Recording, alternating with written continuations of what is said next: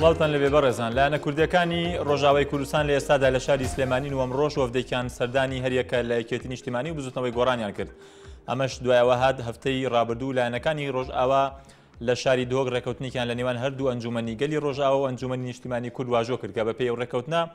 لایەنەکان پابەند دەبن بە دروستکردنی ئەنجومەنێکی هاوبەش وەک مەرجەعەتێکی سیاسی و بەشداری لایەنەکان لە ئیدارەدانی ڕۆژاوای کوردستان و دروستکردنی هێزی هاوبەش. ئێستا دوای ناساندنی کانتۆنەکانی ڕۆژئاوا لە پەرلەمانی کوردستان و بڕیاری نادنی پێشمەرگە و هاوکاری سەربازی و مرۆیی بۆ کۆبانێ لایەنەکانی ڕۆژئاوا چ داوایەکیان لە حزب و لایەنەکانی هەرێمی کوردستان هەیە تا چەند زەمینەی جێبەجێکردنی خاڵەکانی ڕێکەوتنی دهۆک هەیە لە نێوان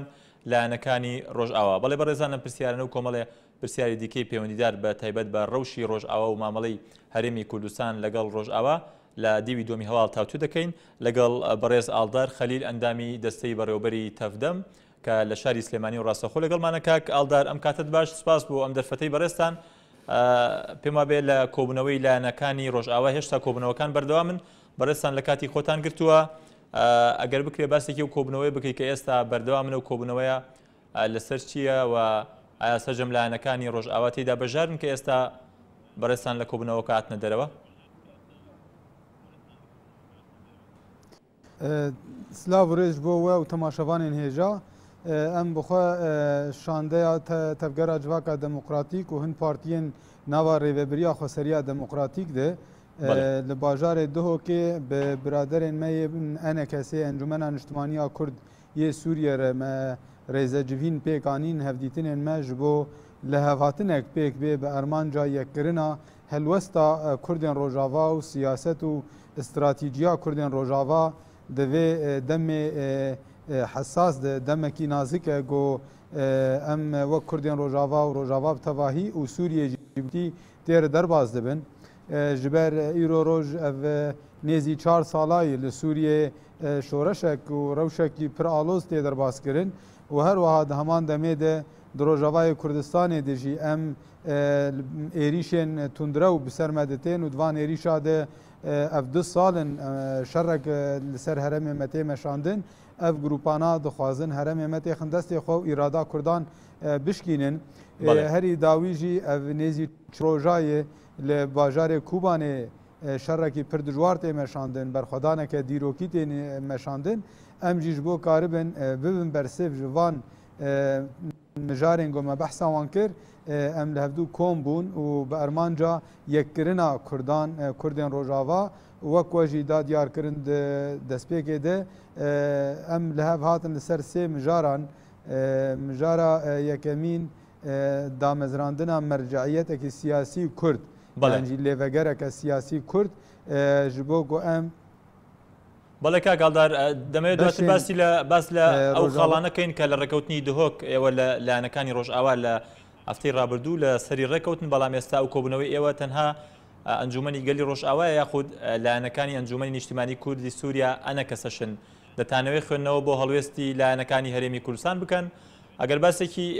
هەڵوێستی لایەنەکانی کوردستان بکەن بە تایبەت ئەم ڕۆکەیەوە سەردانی بزوتنەوەی گۆڕان و یەکێتی نیشتیمانی کوردستانیشتان کرد. بێگومان ev piştî îtîfaq pêk bê çareseriya herî sereke ew e golhindirê Rojavayê Kurdistanê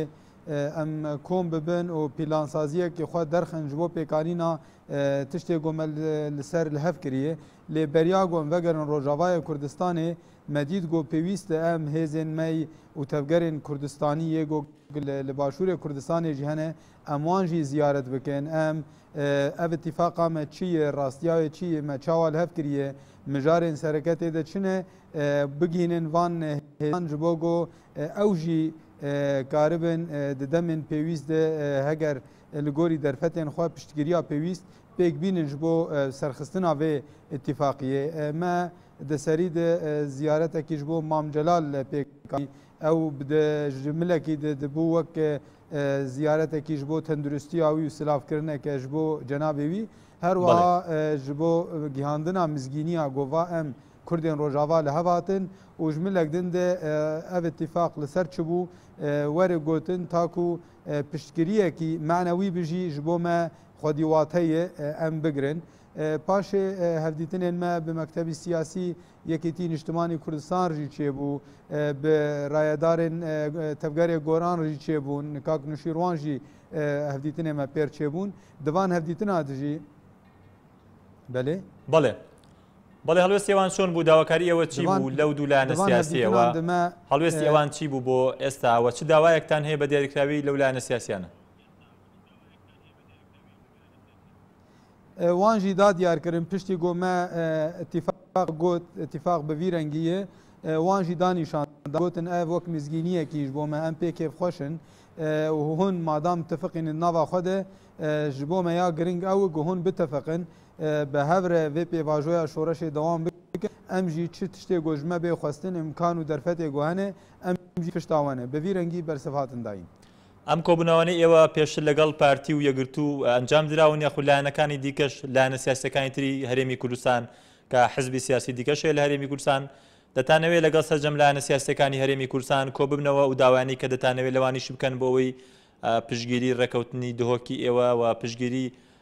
یەگرتن و ڕێکەوتنی لایەنەکانی ڕۆژئاوا بەدەست بێنن ئانا ئەم دخوازن ڕێزە هەفدیتنان پێک بینن tevger û partî û rêxistinên siyasî yê got hene di başûr de û herwa hetayê Bakurî Kurdistanê ê Rojhilatî Kurdistanê wextê me hinekî dem pirsgirêkê me hene em ê hewl bidin di demeke Kurd de heta ji me tê em hevdîtinan bikin herî kê yên got gerek em nerînên xwe bigînin wan encamên van lehvatinan bigînin wan partiyên Rojhilat jî li vir hene tevgera Bakurê Kurdistanê jî hene partiyên diniyên başûr hene li Slêmaniyê û li Hewlêr jî ev tev di pîlanê me denin lê demê me ji me hatî diyarkirin yan jî ji ber xebat û karê me li Rojava jî heye hinek xebatên me li wir li bendeyî got em biçin xebata xwe berdewam bikin em ê jî hewl bidin li gorî derfetan em tevan bibînin ئێستا خوێندنەوەی ئێوە بۆ هەڵوێستی هەرێمی کوردستان چییە؟ سەرەتا ڕەخنەدەگیرا لەوەی کە هێشتا هەڵوێستەکان لە ئاستی پێویست دانین بەڵام دوای ئەوەی کە کانتۆنەکان لە پەرلەمانی کوردستان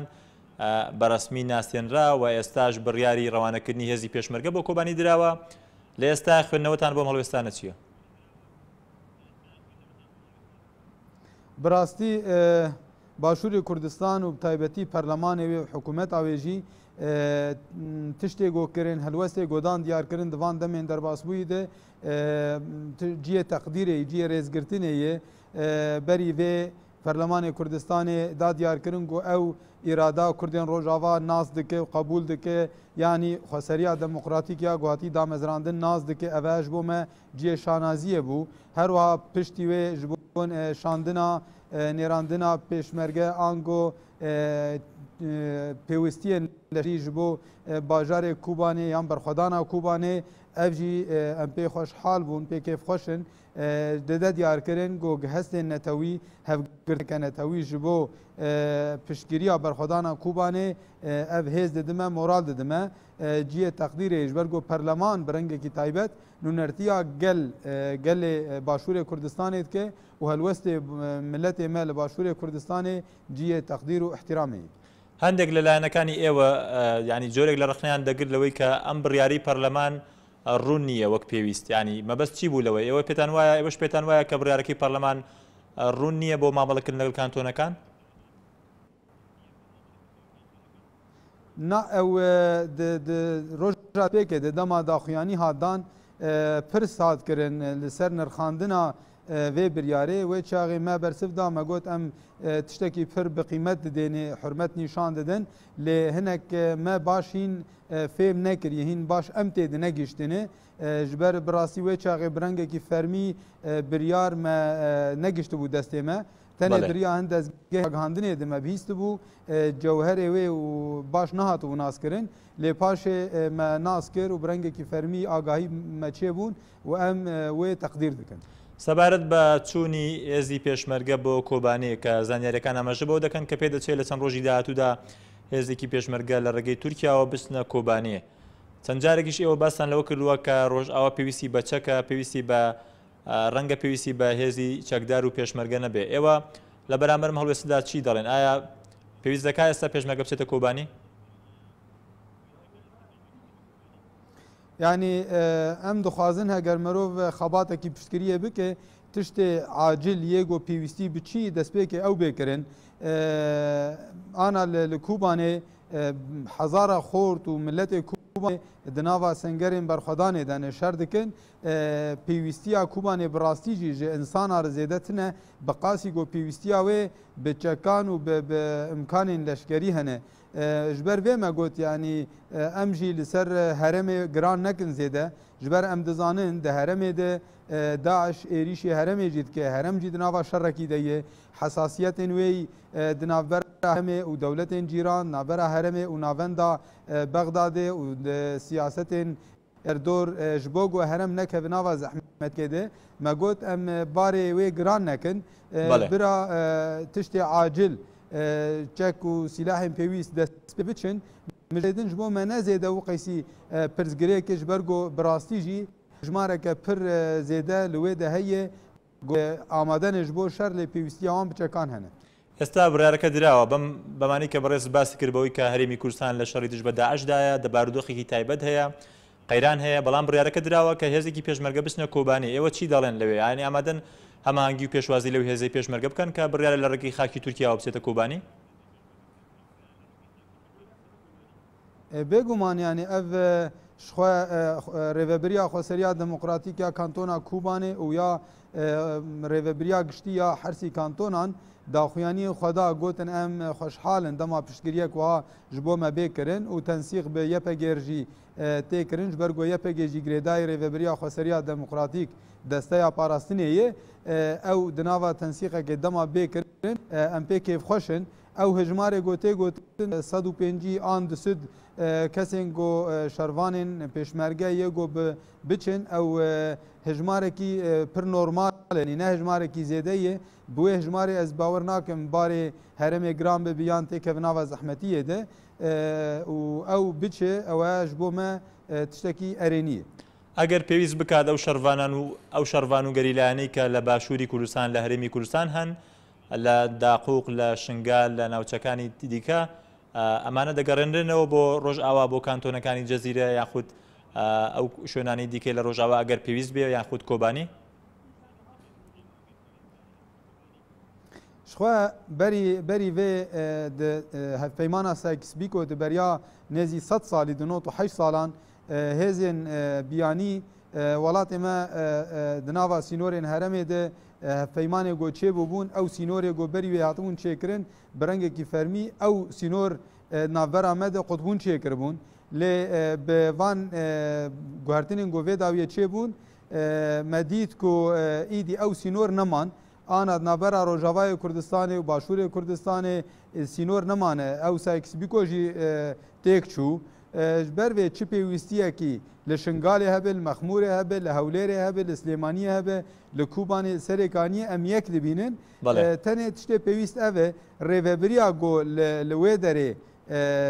xebatê xwe rêveberiyê dimeşandin gerek ew were agahdar-kirin û tensîqê bi hev bikin û bi hev re vê xebatê bidin meşandin bê agahiya hev em ti xebatê nedin meşandin ez bi xwe li dewsa rêveberiyê nikarim ana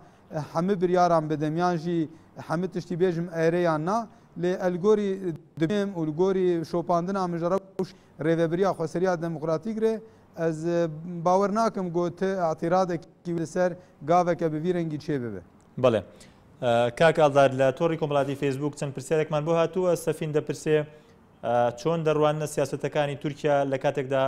هاوکاری داعش دەکات لەلایەک و لەلایەکی تریشەوە ڕێگا بۆ پێشمەرگە واڵا دەکات ئێستا چۆن دەڕوان پێتان وایە سیاسەتی تورکیا گۆڕانکاری بەسەرداهاتوە بەتایبەت دوای ئەوەی کە ئامادەی دەربڕی بۆ ئەوەی کە لە ڕێگەی خاکی تورکیاوە پێشمەرگە بڕۆنە کۆبانی؟ حکوومەتا ترکا پۆلیتیکایên meşandin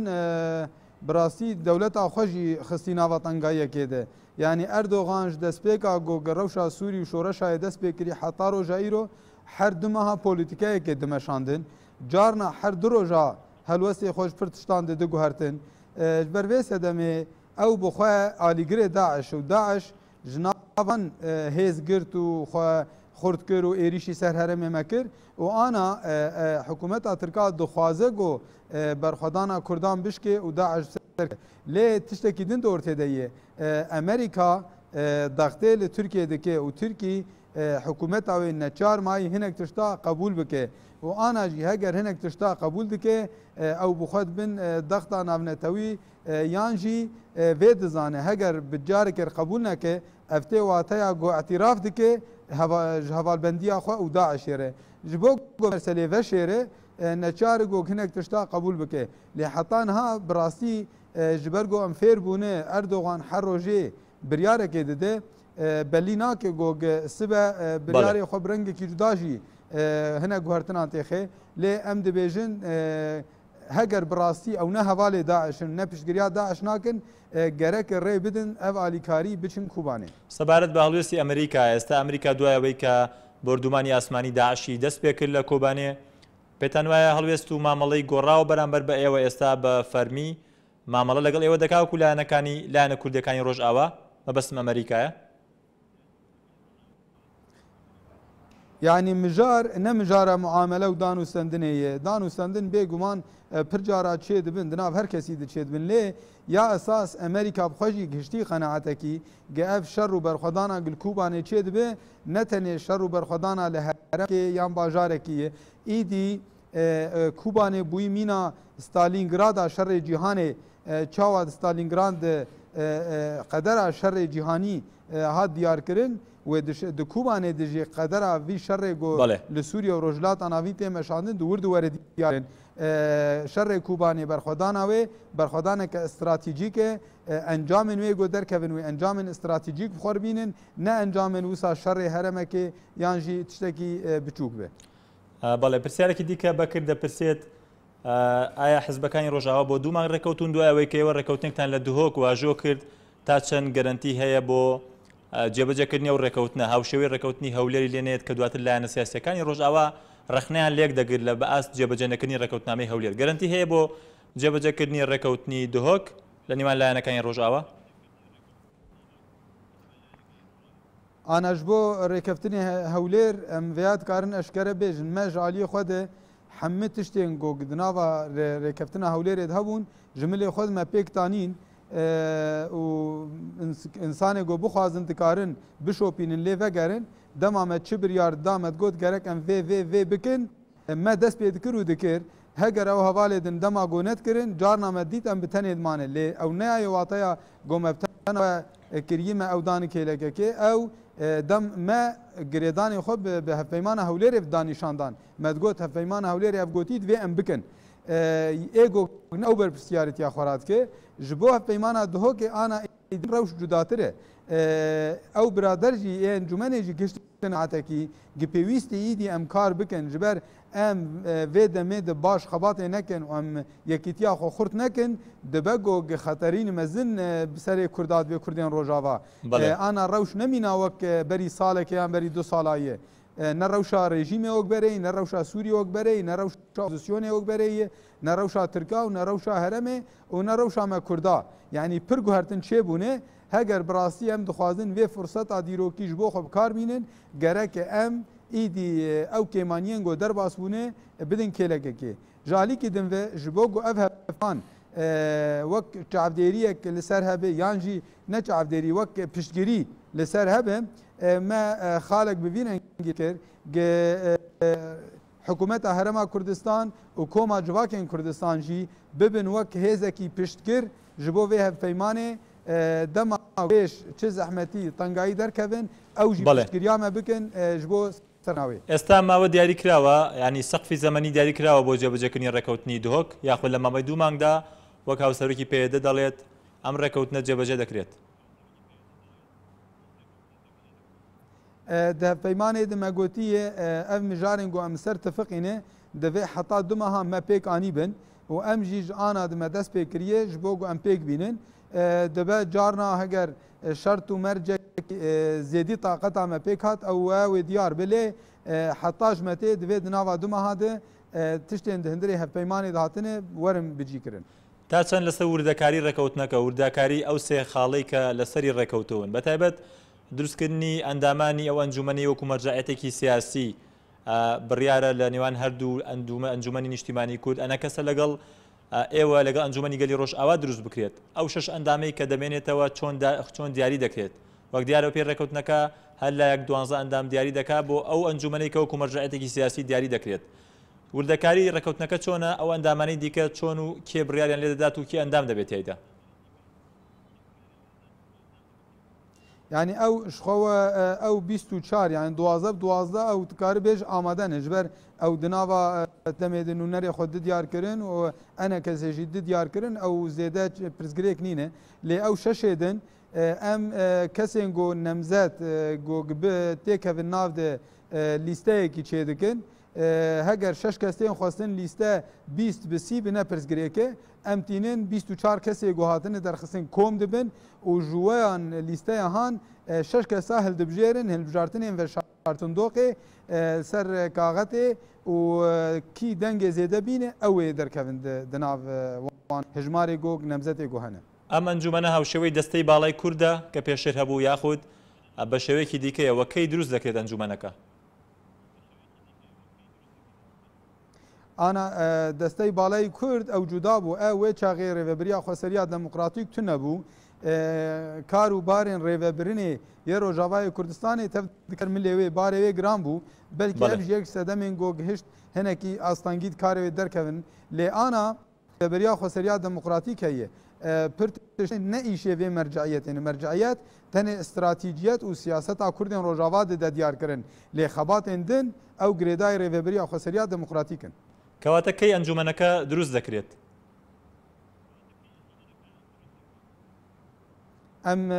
ئانا دەست پێ دکن یانی ئانام بگەم ڕۆژاوا هەمان ئەم جوینا خەڵدار دەخن و وێ مەرجایەت ئاخۆن دامەزرین سەرجەم لایەنە سیاسەکانی ڕۆژئاوا بەشدار دەبن ئەندامیان دەبێ